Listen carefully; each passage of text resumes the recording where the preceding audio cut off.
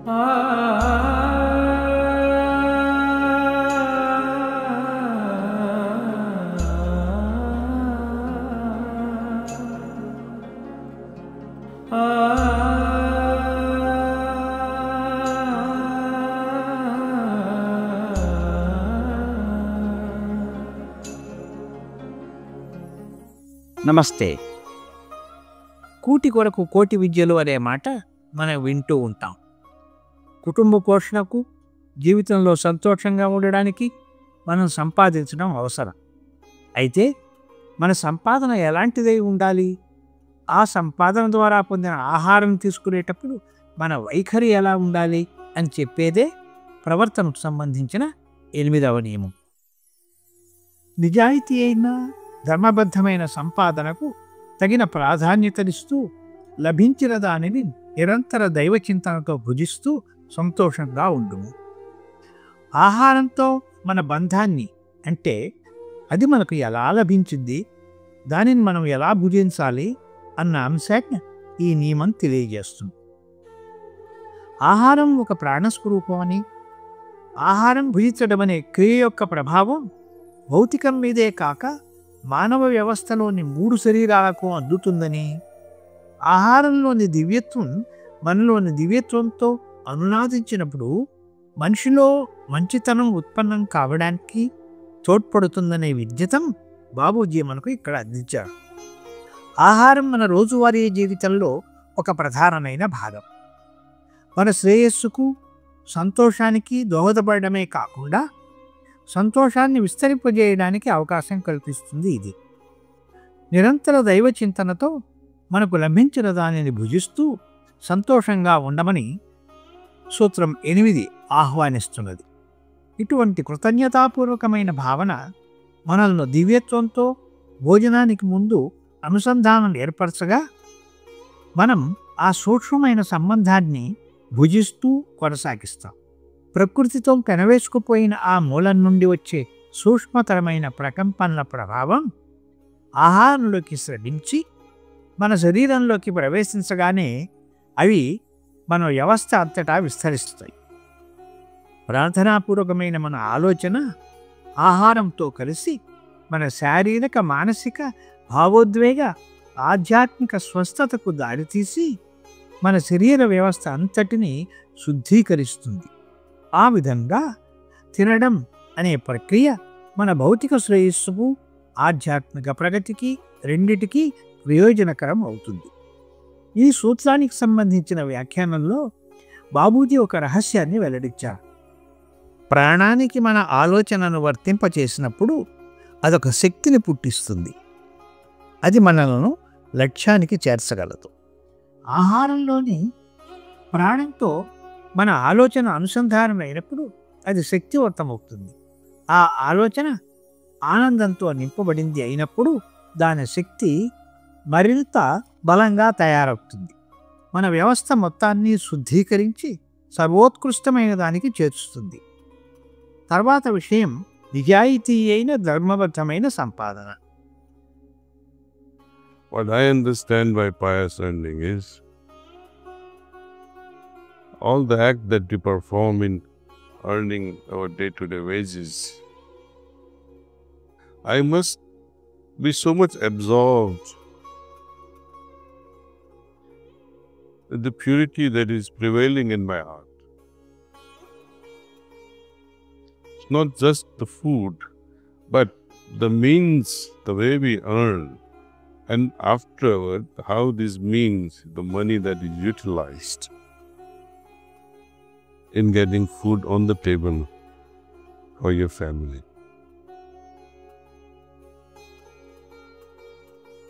It affects all. You think you have done a wonderful job, you are giving a lot of good things for your family, you are giving a good lifestyle to them, but actually you are ruining them when you earn with dishonest means. Guaranteed. జీతం సంపాదించడం కోసం ప్రతిరోజు మనం చేసే పనులన్నీ హృదయంలో ఉన్న స్వచ్ఛతతో సంధానమై చేయాలి. మనలోని అత్యంత లోతైన స్థాయికి వెళ్ళి అక్కడ నుండి చేసే అత్యున్నత స్థాయిలోని సేవనే దైవభక్తి అంటారు. అంటే ప్రతి ఒక్కరితో మనం వ్యవహరించేటప్పుడు ప్రేమ వెల్లువలా ప్రవహించాలి. అలాగే మీరు ఎటువంటి వృత్తిలో ఉన్నారో ఆలోచించండి. ఇతరులకు హాని కలిగించే వృత్తి నుండి వచ్చే సంపాదన హానికరమైనదే. మనం చేస్తున్న పనిని మనం ఇష్టపడుతున్నామా లేక ద్వేషిస్తున్నామా అన్నది రెండవ పరీక్ష. మన మనుగడ కోసం మనం చేసే పని గనుక ఇష్టపడినట్టయితే మనం సంతోషంగా ఉంటాం. ఇక మూడవ పరీక్ష, మనం చేసే పని సమతుల్య జీవనం గడపడానికి సహకరిస్తుందా అని పరిశీలించాలి. చాలామంది చేస్తున్నట్లుగా మనం గనక 16 లేదా 18 గంటలు పనిలోనే వెచ్చిస్తుంటే మనుగడలోని మిగతా ముఖ్యమైన అంశాలు కుటుంబం, ఆరోగ్యం, ఆధ్యాత్మికత వంటివి పట్టించుకోవడానికి మరి సమయం ఏది? ఇటువంటి పరిస్థితుల్లో మనం సంతోష ఆనందాలతో మనుగడ కొనసాగించగలమా? ఇప్పుడు నిజాయితీ అంశానికి వద్దాం. మీ వృత్తిలో ఎటువంటి కపటానికైనా చోటుందా? అందుచేత మనం భుజిస్తున్న ఆహారం పట్ల జాగ్రత్త వహించాలి. అత్యంత సాత్వికమైన కూరగాయలు కూడా అనైతికంగా ఆర్జించిన సంపాదనతో కొని ఉన్నట్లయితే వాటి ప్రకంపనలు భారంగా, సంక్లిష్టంగా ఉంటాయి. సహజ మార్గ సాధనలన్నీ స్వచ్ఛత అనే ప్రధానమైన అంశం చుట్టూ రూపొందాయి. మనం ఆవిర్భవించింది స్వచ్ఛత నుండి. మన అస్తిత్వ కేంద్రం స్వచ్ఛత. చిట్ట చివరి స్థితి వరకు విధి రూపకల్పన జరిగేది ఈ స్వచ్ఛత ద్వారానే.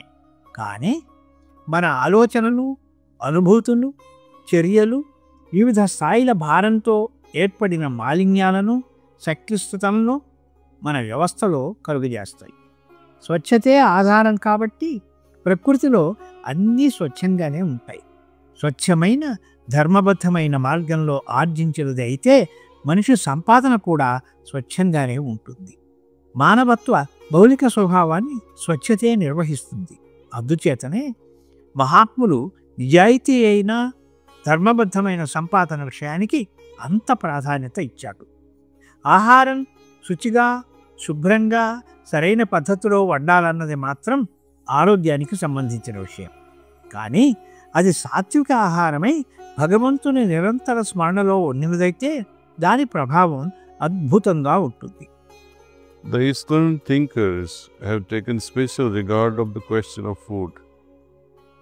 It should be cooked neatly and cleanly in a proper manner. That is the hygienic point. But if it is sattvic and is cooked in constant remembrance of God, its effect will be surprising. And if it is taken meditating all the while on God, it will cure all kinds of spiritual diseases and remove things which hinder our progress. ఆహారం తీసుకోవడం ఒక పవిత్రమైన ప్రక్రియ. చాలామంది ఆరోగ్యం మీద, శ్రేయస్సు మీద ఆహారం ఏ విధమైన ప్రభావం కలిగి ఉంటుందో తెలుసుకున్న తర్వాత శాకాహారిగా మారిపోయారు. జంతువులది వృక్షజాతి కన్నా భిన్నమైన చైతన్య స్థాయి అని, ఆహారం యొక్క శక్తి క్షేత్రంలో ఈ చైతన్యం ఉనికి ఉంటుందని యోగులు గ్రహించారు. ఈ యోగ విజ్ఞానం మనం అర్థం చేసుకుంటే ఆధ్యాత్మిక వికాసం కోసం మనం ఎందుకు తేలికైన సాత్విక ఆహారం తీసుకుంటామో గ్రహించగలం. We have mineral kingdom, plant kingdom, animal kingdom. Difference is at three levels between the three things: grosser body, subtle bodies, and the soul, the causal body. Labile nature means the freedom with which they are configured.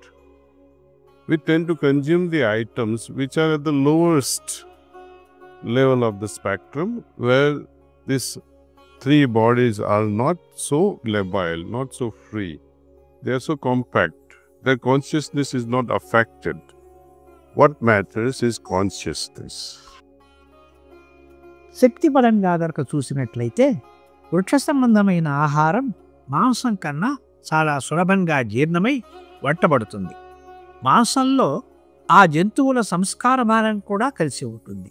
అందుచేత ఆధ్యాత్మిక సాధకులు తమ వ్యవస్థలు తేలికగా నిర్వహించుకోవడం కోసం సాధారణంగా శాకాహారులే అయి ఉంటారు. మనలో చాలామంది భోజనానికి ముందు ప్రార్థిస్తారు. మరి భుజిస్తుండగా మన ఆలోచనల మాట ఏమిటి? భోజనం తర్వాత సంగతి ఏమిటి? And I find it even more interesting, very important thing is, after you have completed the food, a lot of our people, they pray. But let your heart melt rather than eyes closing and things like that. Let your heart move with a lot of love. And truly be grateful from inside your heart for making everything possible. And be grateful to all those who served you. జరిగిన ప్రతిదానికి కృతజ్ఞత కలిగి ఉంటూ ఆనందంతో దైవస్మరణలో భోజనం ముగించడం ఒక శక్తివంతమైన సమయం. ఆ ఆనందం యొక్క సూక్ష్మరూపమే మన ఆత్మస్వభావం.